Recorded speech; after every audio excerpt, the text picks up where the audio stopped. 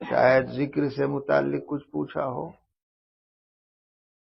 کیا فرمایا کہ ذکر بڑی برکت کی چیز ہے، مگر اس کی برکت وہیں تک ہے کہ منکرات سے اجتناب رہے۔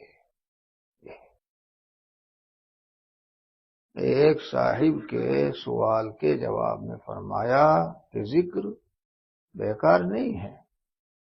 اللہ کا ذکر، آدمی زبان سے ذکر کرے، اپنے بزرگ ذکر کراتے ہیں، ورد و وظیفہ بتاتے ہیں، وہ معین و مددگار ہے، خود طریق نہیں ہے، جیسا کہ بار بار بتایا جاتا ہے۔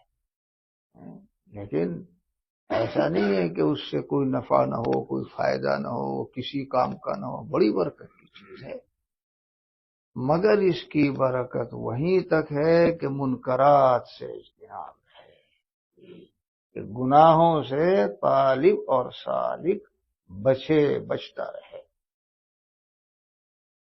ورنہ ذکر تو کر رہا ہے، اور کتنی ہی تسبیحات، ہزاروں مرتبہ ذکر کرتا ہو، کئی ہزار مرتبہ بھی تجویز کر دیتے ہیں لوگ، کیا جاتا ہے 10,000 مرتبہ، 20,000 مرتبہ، اور کرنے والوں نے 1,00,000 اور 1,25,000 اس میں ذات کا ذکر بھی کیا ہے۔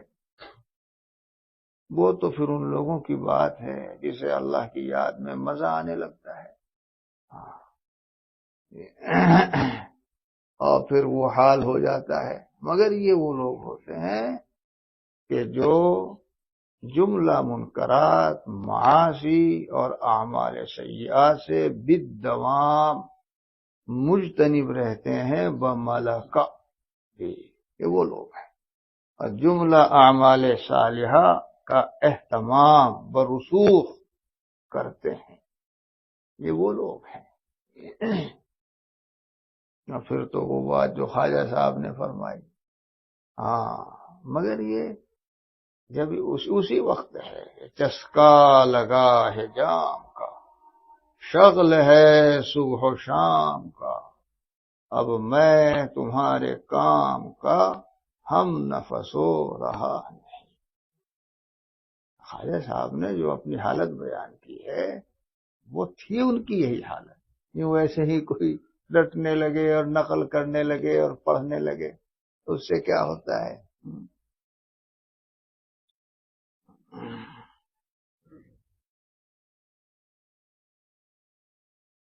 چسکا لگا ہے جام کا، شغل ہے صبح و شام کا، اب میں تمہارے کام کا ہم نفس ہو رہا نہیں۔ خواجہ صاحب کی یہی حالت تھی۔ اور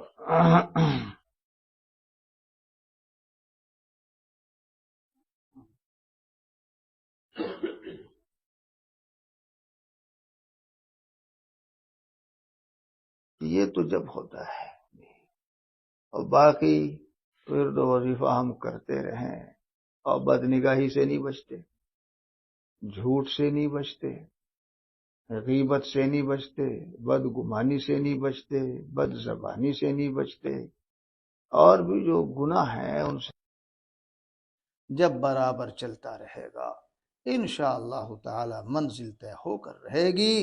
لیکن شرط اعظم لگا رہنا ہے، اسی کو مولانا فرماتے ہیں۔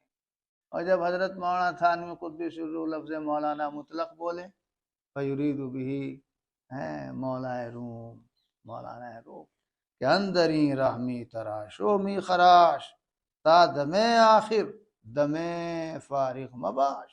ہمارے حضرت جلال آبادی قدس الروح بھی اس شعر کو بہت پڑھتے تھے، بہت پڑھتے تھے۔ تا دم آخر، دم آخر بود کہ عنایت باتو صاحب سر بود۔ ہو سکتا ہے کوئی لمحہ ایسا ہو، اور اسے تو حضرت ایک دوسرا شعر بھی پڑھتے تھے، یک لمحہ را غافل ازاں شاہ نباشی، شاید کہ نگاہ کند آگاہ نباشی۔ ایک لمحے کے لیے بھی مولا اور مالک سے غافل نہ ہو سکتا ہے کہ جس وقت تو نے غفلت کی وہی نوازے جانے کا اور عنایت و فیض کا لمحہ اور وقت تھا، اور تو نے غفلت کر کے اسے گنوا دیا تو یک لمحہ را غافل بودم 100 سال را ہم دور شد کی بات ہو جائے گی۔ لگے رہو تو جب لگے رہو گے ذات باری تعالیٰ کی رحمت کو ایسا جوش آ جائے گا کہ ایسے اٹھا لیں گے ذات باری تعالیٰ تشبیہی تعبیر اپنی گود میں اپنے طالب اپنے بندے کو جیسے والدین اٹھا لیتے ہیں۔ ایک تو بنیادی بات یہی ہے کہ غیر ضروری بات چیت اور غیر ضروری ملنے جلنے سے احتراز چاہیے، اسی سے پرہیز نہیں کرتے آج کل کے طالبین اور سالکین، خواہ مخواہ بھی آتے جاتے بھی جیسے آوارہ قسم کا جانور، اس کھیت میں منہ مار دیا پھر آگے کو چل دیا، پھر اس کھیت میں تھوڑا سا منہ مار دیا پھر آگے کو چل دیا، جا رہے ہیں نماز پڑھنے لگ گئے کہ بات چیت کرنے۔ جب آدمی نماز کے لیے جاتا ہے نماز میں ہوتا ہے، ہر قدم پر اس کو اسی کے اعتبار سے ثمرات مرتب ہوتے ہیں، حدیث شریف میں ہے۔ پھر اس کے بعد میں نماز کی نیت سے چلے وہ نماز میں ہے، کیوں بات کر رہا ہے ادھر ادھر کھڑے ہو کے جیسے جانور منہ مارنے لگے؟ تو تھوڑی بہت حماقت دونوں طرف ہوگی جب ہوگا ایسا، اگر ایک طرف بھی سمجھداری ہو تو وہ منہ مارنا شروع کرے گا، مسجد چلو مسجد، ہاں پتہ نہیں سمجھ اٹھ گئی، پڑھ لکھ لیا، وہی حضرت ثانی قدس الروح والا ارشاد، فارغ بھی ہو گئے، کتابیں بھی ختم، مدرس بھی ہو گئے، مگر اب تک یہی معلوم نہیں کہ رستہ کیا ہے، راستہ لوگ زوائد میں لگے ہوئے ہیں، مقاصد سے غافل ہیں، سو سنیے حق تعالیٰ تک پہنچنے کا یہی راستہ۔ ملفوظ بھی اسی پر چل رہا ہے یہ کہ طالب اور سالک کو قلت کلام کا مجاہدہ کرایا جاتا ہے، یہ چیز اس کے لیے تجویز کی جاتی ہے، پھر کیا فائدہ ہوا جب سن بھی رہے ہیں اور بظاہر دماغ سے تو سمجھ بھی رہے ہیں مگر عقل سے پھر بھی کام نہیں لیتے؟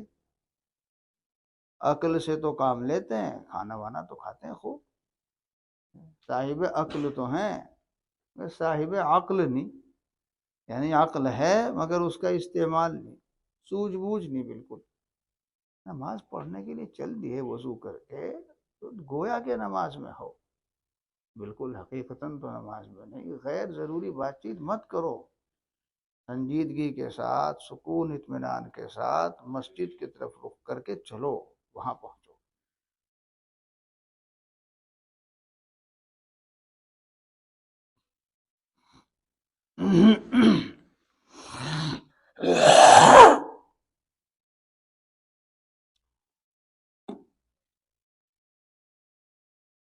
مثل مشہور ہے کہ ایک ہاتھ سے تالی نہیں بجتی، تو ایک آدمی بھی اگر طرفین میں سے سمجھداری سے کام لے لے ایک طرف، جی وہ بھی لگ جاتا ہے، وہ بھی لگ جاتا ہے، حالانکہ کوئی ضروری نہیں ہوتی بات۔ ضروری کا معیار بتایا کہ اگر بات نہ کی تو ضرر ہو جائے گا، نقصان ہو جائے گا، یا کوئی معتد بھی نفع فوت ہو جائے گا، کچھ بھی نہیں، بات برائے بات، وہ ہے لات برائے لات، ہاں وہ بات برائے بات، لات برائے لات، تو لات سے تو نقصان ہی ہوگا، جی فائدہ کہاں ہوگا۔ ایک چیز تو ہے حب للہ، اور آگے وَأَبْغَضَ لِلَّهِ، یہی تو نہیں پایا جاتا، وہ تو تھوڑا بہت ہے بھی، یہ بہت کم، اللہ ہی کے لیے کسی دوسرے سے بغض رکھنا، عناد رکھنا، دشمنی رکھنا، نفرت کا تعلق رکھنا، پہلے لوگوں میں اس کی مثالیں تھیں، اور کیا کہوں حضرت ثانی قدس الروح نے تو کیا کچھ نہیں فرما دیا، بڑے جزیات لکھے، اور ان سب کو دیکھنا ہوگا تو حضرت مولانا عبد الباری صاحب ندوی نور اللہ مرقدہ نے سلسلہ تجدیدات میں وہ باتیں حضرت کی لکھ دی، تجدید تعلیم و تبلیغ، تجدید تصوف و سلوک، جامع المجددین، تجدید معاشیات، نظام صلاح و اصلاح. کیا بات ہے ہمارے اعزاء اور اقربا جو کھلم کھلا دین کی خلاف ورزی کرتے ہیں اور ہمارا ان سے تعلق انشراح و بشاشت کا رہتا ہے. مفہوم یہی ہے، بلکہ اس سے آگے کی تعبیرات ہیں حضرت کی. یہ کیا بات ہے؟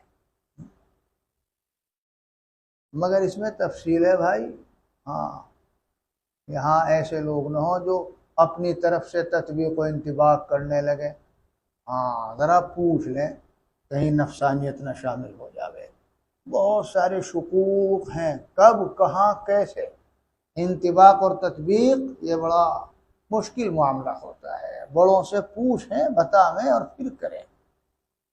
پہلے تھا، عجیب تھا.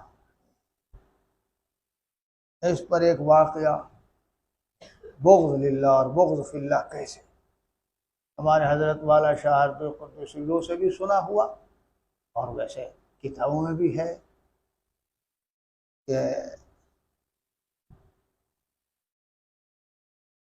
سلطان نظام الدین اولیاء رحمہ اللہ کے زمانے میں قاضی ضیاء الدین سنامی رحمہ اللہ ایک بڑے عالم صاحب فقہ و شرع اور قاضی بھی تھے. تو سلطان نظام الدین اولیاء سماع سنتے تھے اور فقہ و شرع کی روشنی میں قاضی ضیاء الدین سنامی رحمہ اللہ اسے ناجائز سمجھتے تھے. تو وہ نکیر کیا کرتے تھے سلطان نظام الدین اولیاء کے اس فعل و عمل پر. قاضی ضیاء الدین سنامی رحمہ اللہ کی رحلت اور انتقال کا وقت قریب آیا. وہ اخلاص کے ساتھ کرتے تھے، نفسانیت سے نہیں. اور سلطان نظام الدین اولیاء کو بھی برا نہیں لگتا تھا. یہ تھے مخلصین. آج کے سمجھنے میں ہو جاتا ہے بہرحال. تو سلطان نظام الدین اولیاء نے اجازت چاہی، میں نظام الدین اولیاء حاضر ہونا چاہتا ہے مزاج پرسی عیادت ملاقات کے لیے. تو قاضی ضیاء الدین سنامی رحمہ اللہ نے کہلوا دیا کہ لقائے حبیب کا وقت ہے، میں بدعتی پیر کا چہرہ دیکھنا نہیں چاہتا. یہ کیا بات ہے؟ وہی بغض للہ اور بغض فی اللہ.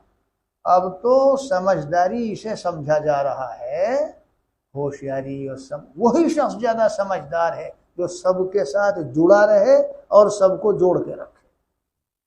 جس کے پاس ایسا گوند ہو کہ سب کو جوڑ کے رکھے اور خود بھی جڑا رہے، یہاں بھی چلا جائے وہاں بھی چلا جائے، یہ بھی صحیح اور وہ بھی صحیح، وہ بھی صحیح اور وہ بھی صحیح، یہ بھی صحیح اور یہ بھی صحیح اور وہ بھی صحیح اور وہ بھی صحیح، سب کچھ صحیح، غلط کچھ نہیں ہے. ایسے شخص کو لوگ پسند کرتے ہیں، اسے بااخلاق بتاتے ہیں، اور پھر اس کے ایسے ایسے تمغے اور سند دی جاتی ہیں اسے کیا پوچھو. مگر ایک سند یہ اللہ کی مخلوق دے رہی ہے، اور ملائے اعلیٰ میں اس کی کیا تصویر ہو رہی، ملائے اعلیٰ کے رجسٹروں میں اسے کیا لکھا جا رہا ہے پتہ ہے کچھ آپ لوگوں کو؟ مداہن لکھا جا رہا ہے کہ منافق لکھا جا رہا ہے، اور اللہ سے دوری اس کی کتنی بڑھ رہی ہے کچھ پتہ ہے؟ یہ تو نہیں پتہ. یہ جن کی نظر ہے انہیں پتہ ہے. ہاں، اور جن کی وہاں نظر ہوگی وہ اس چیز کو سامنے رکھ کر کوئی کام نہ کریں گے نہ کوئی بات کہیں گے. اب تو صلح کل صلح. حضرت تھانوی قدس سرہ اتنا اس کو لتاڑ کے گئے ہیں گویا، اور رد فرما کے گئے اور مثالیں دے دے کے اس کی قباحت سمجھائی. مگر اب ہوشیاری اسی کو سمجھا جاتا ہے کہ جو سب کے ساتھ جڑا رہے، ادھر بھی جائے اور ادھر بھی جائے اور اس سے بھی ملے اس سے ہی ملے، اور اس کے ساتھ بھی ملے تو بڑی بشاشت و انشراح کے ساتھ، اور اس کے ساتھ بھی ملے تو بشاشت و انشراح کے ساتھ. اور پتہ نہیں وہ حدیث شریف بھول گئے گا یہ جو اللہ کے رسول صلی اللہ علیہ وسلم نے دو رخا منافق بتایا تھا، آوے گا اس کے پاس اس چہرے سے اور اس کے پاس اس چہرے سے، حدیث شریف دیکھ لیجیے ذرا۔ ایسے لوگوں کو ہوشیار سمجھا جاتا ہے۔ کیا فرمایا؟ میں دیکھ رہا ہوں اپنی آنکھوں سے سب کچھ ہوتا ہوا، اگرچہ یہاں بیٹھا ہوں جھونپڑی ڈالے ہوئے، اور بلکہ اسی لیے جھونپڑی ڈالے ہوئے بیٹھا ہوں یہاں۔ ایسے لوگوں کو بہت اچھا سمجھا جاتا ہے۔ اور وہاں کیا حال تھا؟ وہاں یہ حال تھا، اللہ کے یہاں ہمارے کون سا عمل و طرز عمل پسندیدہ ہوگا، خلق اللہ کے یہاں کون سا ہوگا، یعنی خالق کے یہاں کون سا پسندیدہ، وہی تو کام آنے والی چیز ہے۔ اب دیکھو سیدھا کہلا دیا، اور آج کے پیر، آج کے بزرگ، آج کے بہت اچھا، میری سعادت ہے تشریف لے آئے۔ کیوں؟ وہاں بغض تھا اللہ کی خاطر، ناجائز کام کرتے ہیں۔ میں بدعتی پیر کا چہرہ دیکھنا نہیں چاہتا۔ اب دیکھیے ان کی تواضع بھی دیکھیے، ان کا اخلاص بھی دیکھیے۔ اب تو اپنے آپ کو ایسا ویسا سمجھتے ہیں، ایسا ہے اور ویسا ہے اور یوں ہے، نہیں۔ سلطان نظام الدین اولیاء نے کیا کہلایا؟ بھائی جا کے کہہ دو نظام الدین اتنا گستاخ نہیں ہے، توبہ کر کے حاضر ہوا ہے۔ سبحان اللہ، نظام الدین اتنا گستاخ نہیں ہے۔ یہیں سے تو ہے وہ مرکز نظام الدین، نظام الدین، ہاں نظام الدین اولیاء۔ نظام الدین اتنا گستاخ نہیں ہے، توبہ کر کے حاضر ہوا ہے۔